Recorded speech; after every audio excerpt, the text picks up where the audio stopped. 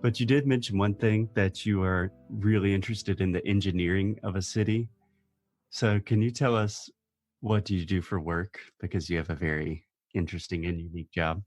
Yeah, so I'm a civil engineer, and so my area of practice is water engineering. So to kind of a lay person, what that means is, in your house, when you turn on your tap, you're able, like, fresh water comes out, and when you flush the toilet, your waste goes away, and when Just it disappears, rains, yeah. yeah, it just disappears. And and then when it rains, your house doesn't flood, hopefully. And so it's kind of those combination of things that when you look at water, water is a cycle. They call it the hydrologic cycle. And so what I do as an engineer is engineer water facilities in a way that the public uses.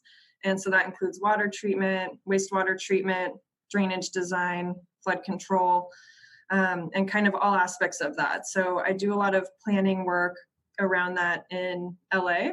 So when I travel, I like to see how other countries solve the same problems because Right. everybody needs to drink water, everybody needs to go to the bathroom, every country has rain.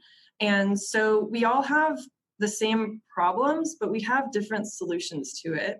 And so when I travel, I like to ask, where does the water come from? Like, where does your waste go? And what do you do when it rains? And so it can kind of tell you about a culture and how water affects different Everything. lives. Yeah, and how it affects everything. Yeah. Yeah. Literally right before we started recording, we just released a new episode of Karaoke Connection about the floods in Rio. I don't know if you've seen that on the news or anything. No. So the last few days, Rio just got devastated by like a 1 day torrential rain, but the city is just like in ruins right now.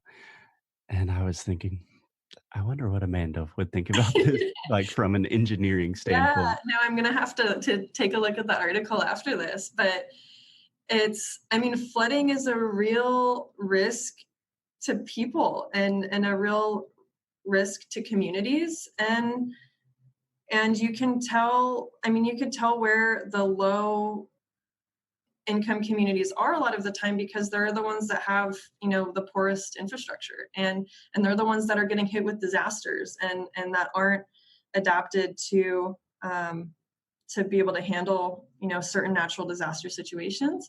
And so, obviously, like, Rio is a different case and, economic case, but Yeah. I think that even the best designed cities have the same problems too. And so different people handle it differently. Yeah. If you could only say one thing to someone who knows almost nothing about water, where it comes from, what we do with it, what is like one interesting fact or piece of advice that you would recommend people start thinking about in regards to water? I think it's, if there's anything that you could do, it would be to ask yourself, like, where does my water come from? Because every city has a different source or different combination of sources. And most people can't answer that question. And I remember asking Alexia that when she was in Rio, and she had no idea. And water is something everybody needs, and it has, different sources and different origins.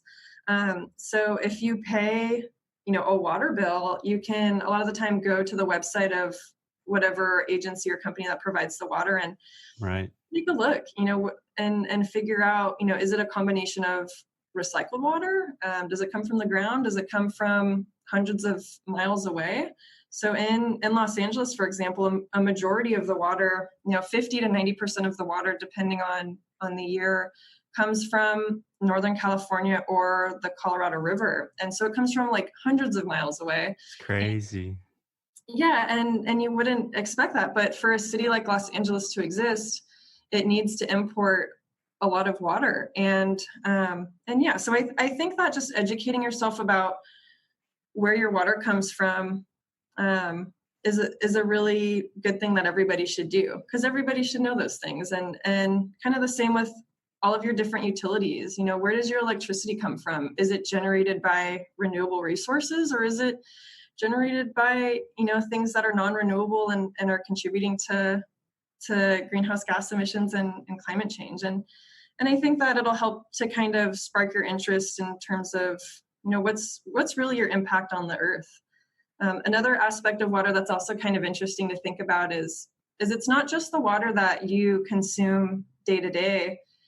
When you eat an apple, it takes water to grow the apple, and when you Yeah. eat meat, it takes a lot of water. Like the meat industry is hugely water intensive, and it has a lot of environmental impacts. And so just kind of understanding that uh, consuming food and consuming different products is more than just what goes into the product. There's other things that get used in the process. Yeah. I mean, it's mind blowing to think about how, just personally, how lazy I am to think about like one of the most essential elements to my life and all life on earth. We just don't even think about it. And No. that's ridiculous. Yeah, and most people don't think about it. And I think that you see situations like Flint on the news and you think, Mhm. my Flint, water's not Michigan for safe. Yeah. Brazilians that don't Yeah. know. Yeah. Yeah, Flint, Michigan. So I think it's been about I want to say it was like 5 years to the month. I read an article about it yesterday that it was, I think, the anniversary of when everything had happened. And um and and so people are kind of fooled to believe that their tap water is unsafe. And obviously, in some situations, it isn't safe. But in the United States, we treat clean, safe drinking water as a human right. So your tap water should be safe to drink. Yeah. And so, like in Los Angeles, I drink the tap water here without filtering it. Most of the time, when you do the little kind of Brita filters or whatever, it doesn't really remove. If there were harmful chemicals and contaminants in the water, like a little Brita filter wouldn't remove it. It's really used to just improve the taste of the water. Um, but when I was in Brazil, one of the things that I remember is, that people said, don't drink the water there. And there was one day where I was like really, really thirsty and I didn't have any water at my friend's apartment. So I tried to drink it and it didn't taste very good. But so each country is different, obviously. And I've been to a lot of countries where, drinking the tap water wasn't safe. But in the United States, broadly speaking, it is. And there's certain areas where access to clean, safe water is limited. Even in California, there's over 1 million people who don't have access to clean drinking water in their tap, which is surprising. But in the major metropolitan areas, most of the tourist destinations that you would be visiting, tap water is 100% safe. Yeah. Yeah. So, Amanda, I could talk to you about water all day, but I want to be mindful of your time.